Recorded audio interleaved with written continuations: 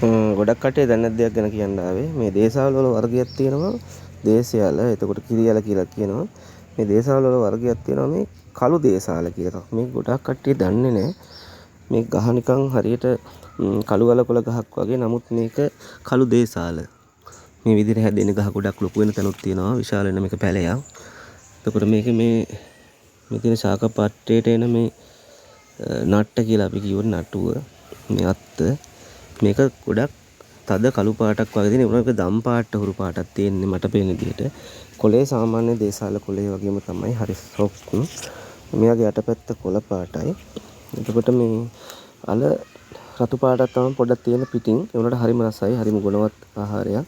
මේ වගේම තමයි තුම්මස් සෙවෙල්ල. ඔය තුම්මස් කියලා ගොඩක් කට්ටිය මේ මඤ්ඤොක් වලට කියනවා. සිරිමාව බණ්ඩාරනායක හාල්පොළු දාල්පු කාලේ ගොඩක් කට්ටිය දේශීය අලභෝග වලට යමු වුණා. එතකොට රජයේ ගෝජන සේවා එක හරහා බෙදලා තියෙනවා මඤ්ඤොක් ජාතියක්. ඒවත් මාස 3න් පළ හටගෙන තියෙනවා. ගහ ගොඩක් උස යන්නේ චුට්ටියට උස යන්නේ. සුදු පාටාල තියෙන තුම්මස් කියලා. ඒ වුණාට නමුත් දේශීය තුම්මස් මම පෙන්නන්නම් ඊළඟ වීඩියෝ එකෙන්. දේශීය තුම්මස් කියලා කියන්නේ මේ වගේම ශාකයක් තමයි. ඒකත් ඒක ගැන මම වෙනම වීඩියෝ එකකින් කතා කරනවා. මේක නම් කළු දේශාල. ඔය වතු වල තිබිලා සමහර කට්ටිය උදුළු ගාලා ගලවලා දානවා. කලවල කළ ගහක් වයි කියලා. ඒ වුණාට කඳාල ගහ වගේ වුණාට මේක කළු දේශාල. මේ වගේ දැල් වෙන්නේ. ඒක වටිනාම ආහාරයක් අපේ ජීවිතේට. දේශාල වගේම කළු දේශාල කියලා නම් කරන්නේ. සබරගමුවේ සහ මයංගනේ පැත්තේ ගොඩක් දුරට මේක වැවෙනවා. උවර පළාතට යනකොටත් තියෙනවා. මේ ගොඩක් ශරීරයට ගුණදායක දෙයක්. මේකේ විශාලනේ වෙච්ච ගහක් තියෙනවා. පෙන්නන්න.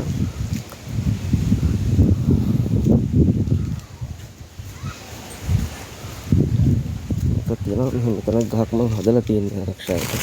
පැතිවේ කියන බයට මේ කළු දේශාල. මේවා ටිකක් අවුවේ තියලා මම බැලුවා.